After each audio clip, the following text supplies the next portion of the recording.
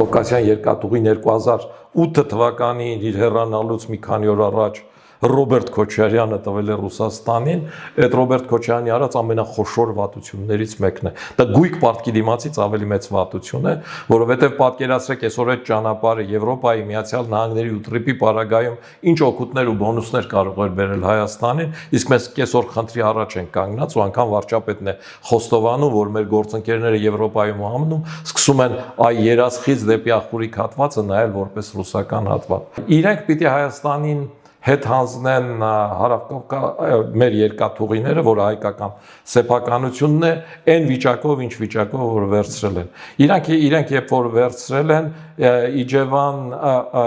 Հրազդան Դիլիջան երկաթգիծն աշխատել է, այսօր Հրազդան Դիլիջան երկաթգիծը չի աշխատում։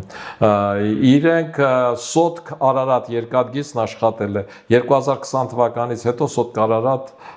երկաթգիծը չի աշխատում։ Այսինքն իրենք էլ պիտի 600 միլիոն գումար ծախսեին, իրենք ներկայացնում են, որ 540 արդեն ծախսել են։ Միայն, այսպես ասեմ, երասխից դեպի Ախուրյան, եթե երկաթգիծը արդիականացվի,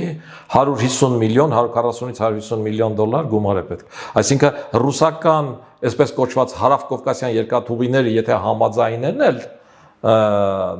ժամանակակից պարամետրերի հասցնել այդ երկաթգիծը, իրենք այդ փողը չունեն։ Իրենց 60 միլիոն է մնացել իրենց պայմանագիրը կատարելու առումով։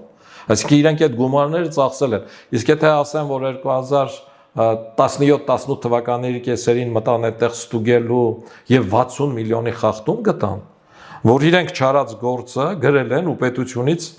պետական բյուջեից փող են վերցրել չարած գործի համար։ Չտեղափոխած բեռների համար եւ այդ գործը փակվեց, եթե չեմ սխալվում 2021 կամ 22 թվականին, պատկերացրեք պատերազմից հետո մեր այդ նեղ իրավիճակներում, որտեղ իրենք ինչ ուզում ասում էին, հայկական իշխանությունները ստիպված եղան փակելու, հետեւաբար այս համատեքստում Հարավկովկասյան երկաթուղիները ինքը փլուզել է հայկական երկաթուղիները որպես այդպիսին, ինքը ոչինչ չի արել։ Հարավկովկասյան երկաթուղիները, երբ որ վերցնում էին Հայաստանում երկաթգիծը, իրենք պիտի շահագրգռված լինեին աբխազական երկաթգիծը բացելու, ամենայն հավանականությամբ նման խոստում են տված եղել, որ վերցնենք, ինչ Աբխազիան մերն է, կհամոզենք կբացի Ռուսաստանի հետ ուղիղ կապ կունենա։ Ու խաբել վերցրել են։ Ու լավ կանի Ռոբերտ Քոչարյանը այդ խոստովանի, որ իրեն խաբել են ռուսները, բայց Ռոբերտ Քոչարյանը խոստովանի, որ ռուսները խաբել են, այդ գիտեք ինչ, այդ ամենաանհավանական բանն է, ինչը հնարավոր է ակնկալել Ռոբերտ Քոչարյանից։